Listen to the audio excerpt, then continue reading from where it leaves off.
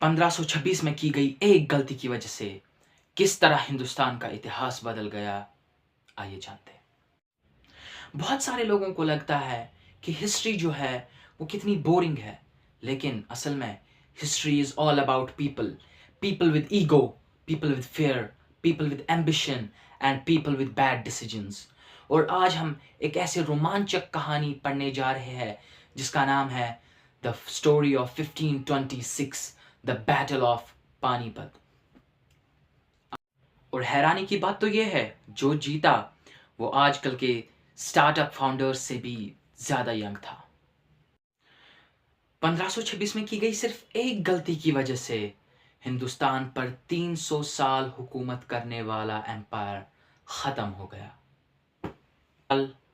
बात शुरू होती है साल 1206 में, जब ममलूक डायनेस्टी या फिर स्लेव डायनेस्टी के फाउंडर कुतुबुद्दीन ऐबक शुरू करते हैं रूल करना दिल्ली को, और इसी का नाम पड़ गया दिल्ली सल्तनत।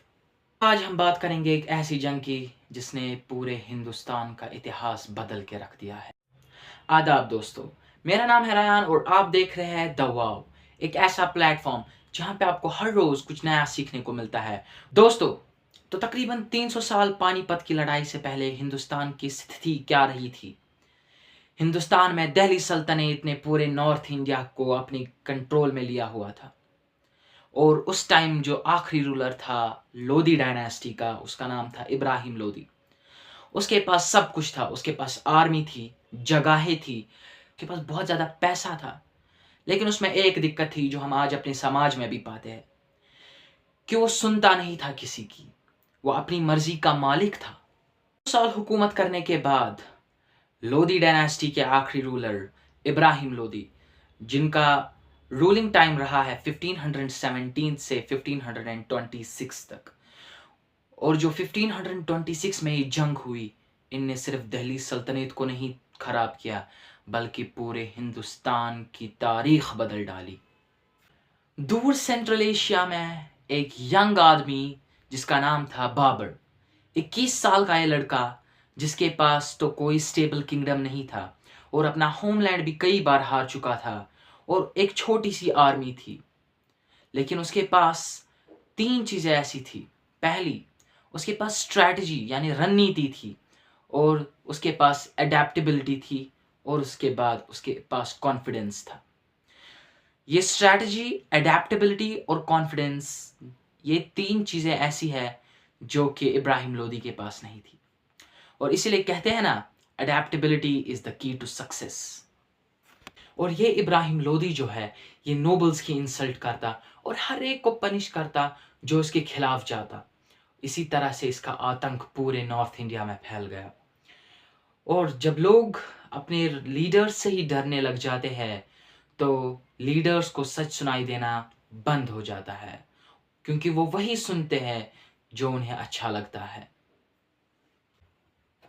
21 अप्रैल 1526 पानीपत में इतिहास रच दिया इस तारीख ने। ये सिर्फ एक तारीख नहीं बल्कि हिंदुस्तान की तारीख को बदलने की एक तारीख है। इब्राहिम लोधी अपनी 1 लाख फौज के साथ तैयार है, और दूसरी जानिब बाबर है। ये वो बाबर है जिसके साथ 12,000 आदमी हैं, और इसका सामना इब्राहिम लोधी की 1 लाख फौज के साथ होगा। सबने कहा कि इब्राहिम लोधी तो ये जीत चुका है, लेकिन बाबर ने अपने दिमाग में ही ये सोचा था कि वो ये जंग जीत जाएगा।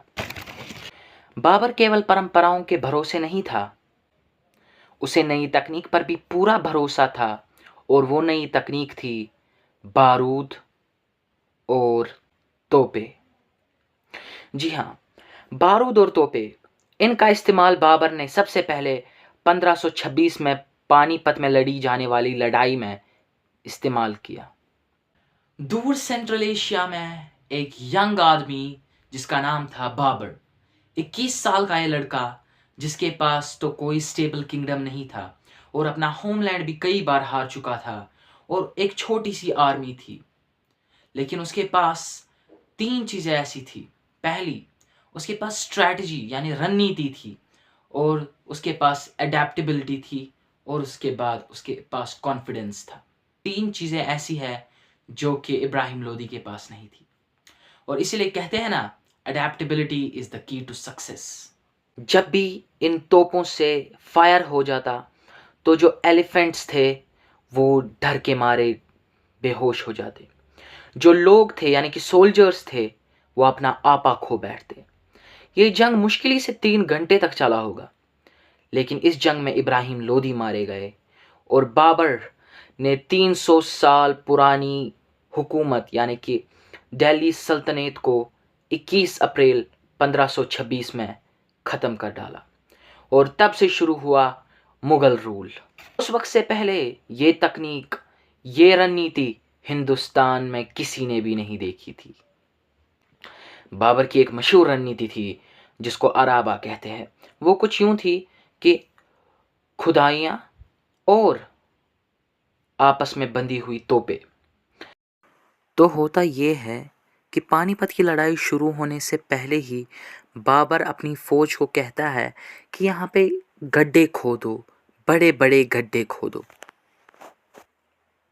ताकि जो दुश्मन है उनके जो घुड़सवार है वो आए और इस गड्ढे में गिर जाए, जिसकी वजह से हम अपनी दिमाग का इस्तेमाल करके उनको हलाक कर सकते हैं। जी हाँ दोस्तों, इतिहास हमें एक कटु सत्य सिखाता है कि क्रांति के बिना परंपरा धीमी आत्महत्या है। बाबर ने खुद को बदला और इब्राहिम ने उसका विरोध किया और इतिहास ने अपना विजेता चुन लिया। इसीलिए कहते हैं ना, the winner takes it all and the loser standing small. आज अपने आसपास नजर डालिए, देखिए कंपनीज नाकाम हो रही है, गवर्नमेंटें गिर रही है, क्रिएटर्स गायब हो रहे हैं। इसलिए नहीं कि उनके पास रिसोर्सेज की कमी है, बल्कि इसलिए क्योंकि उन्होंने सीखना बंद किया है। उस वक्त इब्राहिम लोदी बाबर से इस वजह से नहीं हारा कि बाबर ताकतवर था, बल्कि वो इस वजह से हारा कि जो नेता थे यानी कि जो लीडर्स थे वो अहंकारी थे। वो इनोवेशन को आगे बढ़ावा नहीं देते थे, उसको नजरअंदाज करने लगे थे और सच का गला घोंटने लगे थे। ये हार सिर्फ हथियारों की हार नहीं थी, ये हार थी मानसिकता की। तो अगर अगली बार आपसे कोई कहे कि इतिहास बेकार है, तो पानीपत की इस लड़ाई को याद कीजिएगा।